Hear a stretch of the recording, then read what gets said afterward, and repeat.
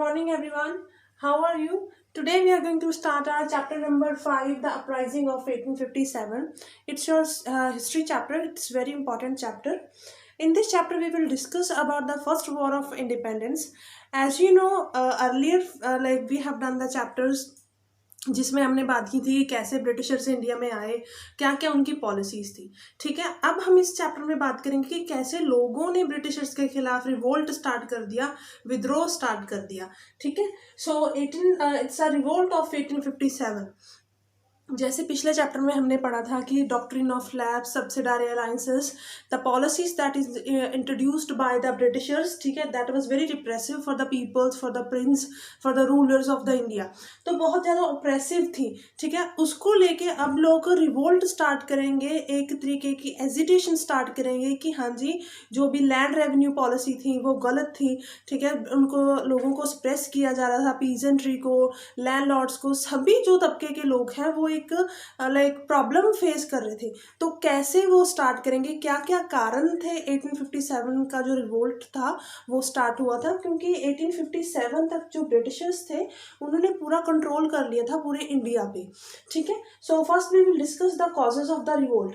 अगर हम बात करें कि 1857 को फर्स्ट वॉर ऑफ इंडिपेंडेंस भी कहा जाता है, फर्स्ट वॉर ऑफ इंडिपेंडेंस, क्योंकि वैसे तो जो हमारी आज़ादी की लड़ाई है हम गांधी जी के आने के बाद की कहते हैं, आफ्टर द 1920 के बाद का जो पीरियड था वो आज़ादी का पीरियड गिना जाता है। बट ये फर्स्ट वॉर ऑफ इंडिपेंडेंस है। वी डी सावरकर की एक बुक है जहाँ जो फर्स्ट वॉर ऑफ इंडिपेंडेंस पे लिखी गई है। So now discuss the causes of the revolt. सबसे पहले हम डिस्कस करेंगे पॉलिटिकल कॉजेस ऑफ द 1857।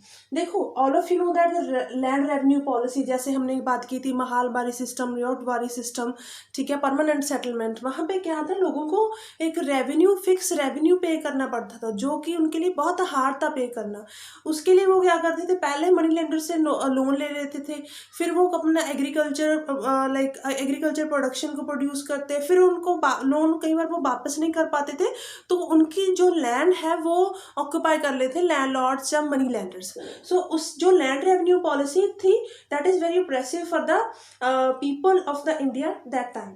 जैसे सब्सिडारी अलायंसेस है, सब्सिडारी अलायंसेस में क्या क्या था कि जो रूलर सब्सिडारी अलायंसेस को मानेगा उसकी जो आर्मी है वो उसको मतलब कौन रूल करेगा, ब्रिटिशर्स रूल करेंगे, है ना। जैसे एक और पॉलिसी थी लॉर्ड डलहौजी ने बनाई थी, doctrine of labs. Doctrine of labs में क्या था कि अगर किसी राजे का जब राजा या रानी का कोई सन नहीं है तो उसकी जो प्रॉपर्टी है, उसका जो लाइक मतलब रूलर स्टेट है वो डायरेक्टली ब्रिटिश कंट्रोल के अंडर आ जाएगी, वो कोई भी सन को अडॉप्ट नहीं कर सकते। ठीक है, नेक्स्ट हम बात करेंगे annexation of Awadh. Awadh was a state that is under control of the Britishers, जो ब्रिटिश के कंट्रोल के अंडर थी। वहाँ पे राजा वाजिद अली शाह थे।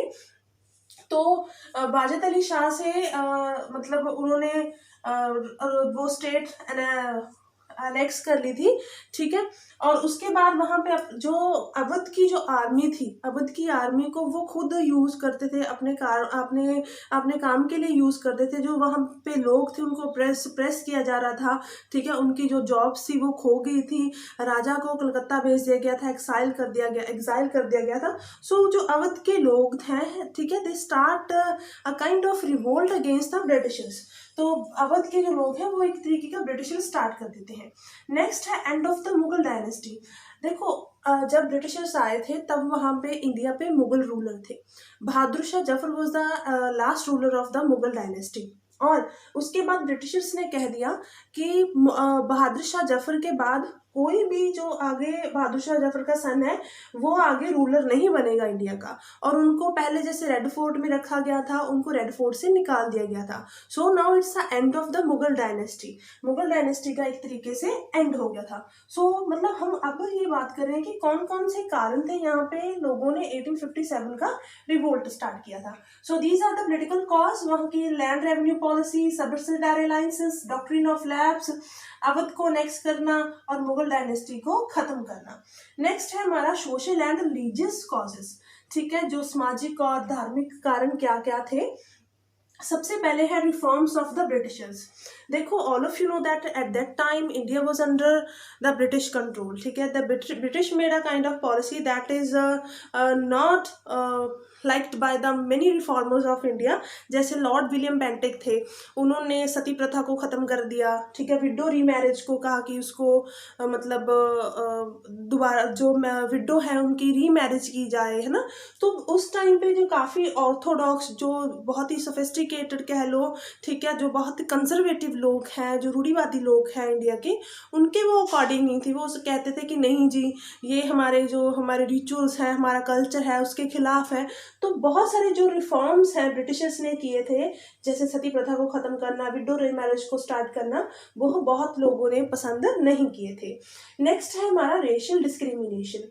देखो रेशियल डिस्क्रिमिनेशन क्या है? रेशियल डिस्क्रिमिनेशन होता है when we discriminate the people on the basis of colour. अगर आप जैसे कि अंग्रेज वो क्या थे, वो लाइक वो वाइट लोग थे, वो गोरे थे, तो हम कलर्ड हैं, तो वहाँ पे डिस्क्रिमिनेशन होता था हमेशा। किसी भी देखो रेशियल डिस्क्रिमिनेशन तो वैसे कलर का डिस्क्रिमिनेशन है, बट वो हर एक तरीके का डिस्क्रिमिनेशन करते थे इंडिया के लोगों के साथ, ठीक है। जो हायर पोस्ट थी वहाँ पे यूरोपियंस थे, ब्रिटिशर्स थे, और लोअर पोस्ट पे रखा जाता था हमारे इंडियंस को, और उनको सैलरीज भी प्रॉपर नहीं दी जाती थी। नेक्स्ट अगर हम सोशल और रिलीजियस कॉजेज की बात करें, arrival of the Christian missionaries. All of you know that Britishers का जो धर्म था वो क्रिश्चियन था। उस टाइम पे बहुत सारे क्रिश्चियन जो थे वो इंडिया आ गए थे एक मिशन को लेके। They want to spread the Christianity, ठीक है। एंड उन्होंने बहुत सारे लोगों का जो धर्म था वो कन्वर्ट कर दिया था, और ऐसा भी कहा गया था कि जो भी लोग कन्वर्ट करेंगे अपना धर्म, वो अपनी प्रॉपर्टी को रख सकते हैं, अदरवाइज उनकी प्रॉपर्टी को एक्वायर कर लिया जाएगा। सो क्रिश्चियन मिशनरी का आना मतलब एक तरीके से क्या था, इंडियन रिलीजन के ऊपर एक बहुत बड़ा बर्डन था, क्योंकि लोग अपना रिलीजन मान नहीं रहे थे। और उस टाइम पे ब्रिटिशर्स ने क्या किया कि जो हिंदू और मुस्लिम्स के जो टेम्पल्स या मॉस्क्स थे उनके ऊपर टैक्स लगा दिया था, टैक्स उन्होंने लेना स्टार्ट कर दिया था। नेक्स्ट है promotion of the western education. All of you know that they are coming for the like want to, Britishers आते हैं एक ही बात कह के आते हैं हर एक कंट्री में कि हम यहाँ पे वेस्टर्नाइजेशन करना चाहते हैं, मॉडर्नाइजेशन करना चाहते हैं। And they have introduce the English as the official language, और उन्होंने इंग्लिश लैंग्वेज को ऑफिशियल लैंग्वेज बना दिया। उसके बाद जो पर्शियन लैंग्वेज थी या लोकल लैंग्वेज थी उनको हटा दिया गया। That's why so many people lose their jobs, है ना। बहुत सारे जो हिंदू और मुस्लिम लोग थे उन्होंने अपनी जॉब्स को लूज कर दिया था। So these are the social and religious causes of the revolt of 1857. Now we will discuss about the economic causes. Economic causes क्या क्या थे? तो सबसे पहले है land revenue policy, as we have earlier discuss, कि जो भी लैंड को लेके टैक्स वगैरह लगाए गए थे उसको लेके लोग बहुत खुश नहीं थे। नेक्स्ट है machine made goods of the Britain. आपको पता ही होगा कि उस टाइम पे ब्रिटेन पे इंडस्ट्रियल रेवोल्यूशन जो चल रहा था, वहाँ पे लोगों जो इंडस्ट्रियल रेवोल्यूशन में बहुत सारे जैसे कि स्टीम इंजन को मतलब इस्टेब्लिश किया गया था, बहुत सारी टेक्सटाइल जो इंडस्ट्री इस्टेब्लिश हो गई थी। तो यहाँ से वो इंडिया के रॉ मटेरियल को उठा के वहाँ लेके जाते थे। जैसे हमने लास्ट चैप्टर में इंडिगो की बात की कि इंडिगो की जो खेती है वहाँ इंडिया में होती थी, वो नील को वहाँ लेके जाते थे इंग्लैंड में, वहाँ पे ब्रिटेन लोग कपड़ा को डाई किया जाता था, तो वही कपड़ा वो यहाँ आके बेचते थे। मशीन मेड गुड्स ब्रिटेन से एक्सपोर्ट इंपोर्ट होके यहाँ पे आती थी और यहाँ पे बेची जाती थी। So what about the artisans, जो यहाँ के क्राफ्ट्समैन थे, आर्टिसंस थे, तो उनका क्या होगा? उन्होंने अपनी जॉब को लूज कर दिया क्योंकि वो हाथ से काम करते थे, ठीक है। So that is the burden on the people of who are engaged in the small scale industry. So these are the two economic causes, एक तो मशीन मेड गुड्स ब्रिटेन से आ रही थी और दूसरी land revenue policy. Next we will discuss about the military causes. Military causes क्या क्या थे? देखो बहुत सारे इंडियंस को रिक्रूट किया गया था मिलिट्री में, but they got the very lower salaries as compare to the Europeans. Europeans के जो अकॉर्डिंग बहुत बहुत लो सैलरीज वो लेते थे, and they are not given any kind of भत्ता, जो मतलब एक्सपेंसेस होते हैं, खर्च अलग खर्चे होते हैं उनके ऊपर उनको कुछ नहीं दिया जाता था ऐसा, ठीक है। सैलरी भी लो दी जाती थी और उनकी प्रमोशन भी नहीं होती थी। और नेक्स्ट उन्होंने ओवरसी सर्विस स्टार्ट की हुई थी कि जो भी पर्सन ओवरसी में इनकी ब्रिटेन में जाके सर्व करेगा, जब ब्रिटेन की उस टाइम पे कोई किसी के साथ लड़ाई है, ठीक है, उसमें जाके सर्व करेगा, देन उसको रिवॉर्ड मिलेगा और उसको ही प्रमोशन मिलेगी। बट ओवरसी में क्या था, जो भी इंडियंस थे वो सोचते थे अगर हम लाइक सी को पार कर लेंगे तो हमारा जो रिलीजन है वो करप्ट हो जाएगा। वो उनमें एक तरीके का मिथ था कि अगर लाइक हम इंडिया से जाके बाहर कहीं जॉब करेंगे तो जो हमारा मतलब रिलीजन है वो खराब हो जाएगा, हम रिलीजियस नहीं रहेंगे। सो ओवरसी सर्विस को वो डिनाइड करते थे। नेक्स्ट है stress of the countryside situation. The people who are recruited in the army of the Britishers, ठीक है, they also worried about the countryside situation, क्योंकि उनकी जो फैमिली थी वो कंट्री साइड में रहती थी, विलेजेस में रहती थी, और उनकी उनकी जो उनके साथ जो हो रहा था वो रिप्रेसिव पॉलिसीज थी ब्रिटिशर्स की, उसको लेके वो टेंशन में थे। नेक्स्ट है हमारा इमीडिएट कॉज। देखो उस टाइम पे 1856 the britisher introduce Enfield rifles, ठीक है। इनफील्ड राइफल्स क्या क्या क्या थी, देखो उस टाइम पे उन्होंने इनफील्ड राइफल्स को इंट्रोड्यूस किया और उनके ऊपर एक तरीके का पेपर लगा होता था जो कहते हैं कि इट इज़ अ रूमर है कि वो काऊ या पिग फैट से बना होता था। जब उसको लोड करना होता था गन को तो उसको मुंह से छीलना होता था। All of you know that कि ब्रिटिशर्स की जो आर्मी में लोग थे वो ज़्यादातर हिंदू और मुस्लिम थे। वो ही ना तो मुस्लिम के लिए पिग, ठीक है, और हिंदू के लिए गाय, दोनों ही एक मतलब रिलीजियस सिंबल है। तो वो ऐसा नहीं कर सकते थे, वो गाय के मांस को या पिग के मांस को अपने मुंह से नहीं छील सकते थे, और उसके लिए वो डिनाई करते थे कि नहीं हम इसको मुंह से नहीं छीलेंगे। और आफ्टर दैट इनफील्ड राइफल को चलाना उन्होंने बंद कर दिया और एक तरीके से रिवोल्ट करना स्टार्ट कर दिया। सबसे पहले जो रिवोल्ट है, सबसे पहले जो एजिटेशन है, जहाँ मतलब विद्रोह है, वो कहाँ स्टार्ट हुआ। Revolt was done by the Mangal Pandey in 29 March 1857। इससे रिवोल्ट की स्टार्ट होती है, that is called the sepoy mutiny also, ठीक है, मतलब सिपाही का, जो सिपाहियों का, क्योंकि उस टाइम पे ब्रिटिशर्स ने जो इंडियन जो सॉरी ब्रिटिशर आर्मी में काम करते थे उनको सिपाही बोला जाता था। Mangal Pandey was the person who started the first revolt in the Barrackpore छावनी, ठीक है, बैरकपुर कैंट में वो स्टार्ट करते हैं। उसके बाद उनको पकड़ लिया जाता है क्योंकि वो अपने एक जो सुपरवाइजर है या एक सुपीरियर ऑफिसर है उसको मिसबिहेव करते हैं, जिससे क्या होता है कि उनको एग्जीक्यूट किया जाता है। और ये बात सारी ही लाइक आर्मी में फैल जाती है उस टाइम पे। So it's a beginning of the revolt of 1857। So now we will discuss the area of the revolt of 1857 कि कौन कौन से जो एरिए थे जहाँ पे रिवोल्ट सबसे ज़्यादा था, और उसके बाद उसके लाइक इम्पोर्टेंस क्या थी और कैसे ये हुआ।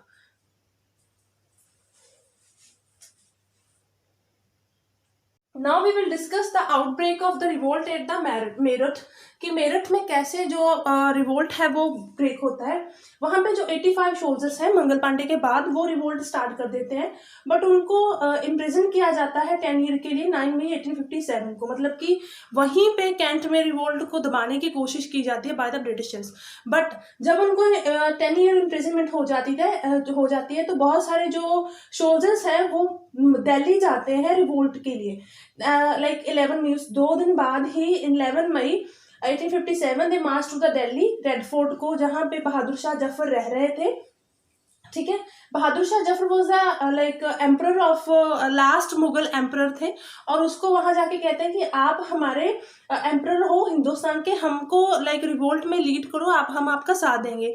तो बहुत सारे रीजंस के जो लोग हैं वहां पे आते हैं, ठीक है, उनको साथ लेके वो रिवोल्ट स्टार्ट कर देते हैं। तो रिवोल्ट जो है वो स्प्रेड हो जाता है, ठीक है, it's not spread all over the India, it's only spread the central और north part of the India, ज़्यादातर यूपी में, बिहार में, ठीक है, जो एरियाज है यहाँ पे जो रिवोल्ट है वो स्प्रेड होता है। अगर हम मेन बात करेंगे कि मेन एरियाज या मेन सेंटर्स कौन कौन से हैं रिवोल्ट के, सबसे पहले है कानपुर। लाइक इन कानपुर नाना साहब लेड द रिवोल्ट, ठीक है, नाना साहब रिवोल्ट कर रहे हैं क्योंकि कानपुर को उन्होंने ब्रिटिशर्स ने कैप्चर कर लिया था। एंड नाना साहब was supported by the Tatya Tope and Azimullah, ये 2 पर्सन है जो नाना साहेब को सपोर्ट कर रहे हैं। बट बहुत सारे पीसेंट लैंडलॉर्ड्स जो कानपुर के जो सप्रेस्ड है वो आके रिवोल्ट को ज्वाइन करते हैं। बट कानपुर फिर से दोबारा रिकैप्चर किया जाता है बाय द ब्रिटिशर्स इन दिसंबर 1857। सो जो कानपुर है वो कानपुर का वो जो रिवोल्ट है वो वहीं पे सप्रेस किया जाता है। नेक्स्ट है हमारा अवध। जैसे हमने पहले बात की कि अवध में वाजिद शाह थे, ठीक है। उसके बाद उनकी जो वाइफ है Begum Hazrat Mahal, she start the revolt in the Awadh, क्योंकि उनकी जो टेरिटरी है वो अनेक्स कर ली थी ब्रिटिशर्स ने, ठीक है। और उनको सपोर्ट करते हैं मौलवी अदीम मुल्ला। जो मौलवी अदीम मुल्ला है ये उसकी आर्मी को मतलब सपोर्ट करते हैं। बट वहां पे भी जो क्या है रिवोल्ट को सप्रेस किया जाता है ब्रिटिशर्स, क्योंकि अगर हम बात करें कि जो सारे रिवोल्ट हैं जो छोटे छोटे एरियाज में जो चाहे वो रूलर्स हैं चाहे वो पीसेंट हैं जो इन्होंने स्टार्ट किया, actually they are not fighting for the liberation of India. वो इंडिया के लिबरेशन के लिए नहीं लड़ रहे थे, वो अपने पर्टिकुलर रीजन को लिबरेट कराने के लिए लड़ रहे थे। इसीलिए ब्रिटिशर्स को बहुत ही ज़्यादा ईजी था किसी भी रिवोल्ट को सप्रेस करना। नेक्स्ट है बरेली। बरेली में खान बहादुर खान है जो रिवोल्ट को मतलब लीड कर रहे हैं, बट वहां पे भी वो मतलब फेल हो जाते हैं, ठीक है। नेक्स्ट है हमारा झांसी। झांसी की रानी लक्ष्मीबाई थी। All of you know that कि हर जो उसकी स्टेट है, जो उसका जो एरिया है, रीजन है, ठीक है, that is captured by the Britishers under the pretext of the doctrine of lapse. क्योंकि उसका कोई बेटा नहीं था, इसलिए वे ब्रिटिशर्स चाहते थे कि कि जो स्टेट है वो हमारे अंडर आ जाएगी। तो अपनी स्टेट को बचाने के लिए वो लड़ती है विद द तात्या टोपे के साथ वो लड़ती है, ठीक है। तात्या टोपे उसकी जो आर्मी को लीड करते हैं। पहले तो वो ग्वालियर को कैप्चर कर लेते हैं, ठीक है। बट उसके बाद वो 17 जून 1858 में मर जाती है कल्पी में, ठीक है। कल्पी में उनकी डेथ हो जाती है और वो अपना जो ऑब्जेक्टिव है वो अचीव नहीं कर पाती। नेक्स्ट है आरा। आरा भी यूपी में है। It's led by the Kanwar Singh, ठीक है। कन्वर सिंह इसको यहाँ पे लीड करेंगे रिवोल्ट को। बट वो भी एक तरीके से एक्चुअली क्या होता है, सप्रेस किया जाता है पूरे आरा में ब्रिटिशर्स के द्वारा।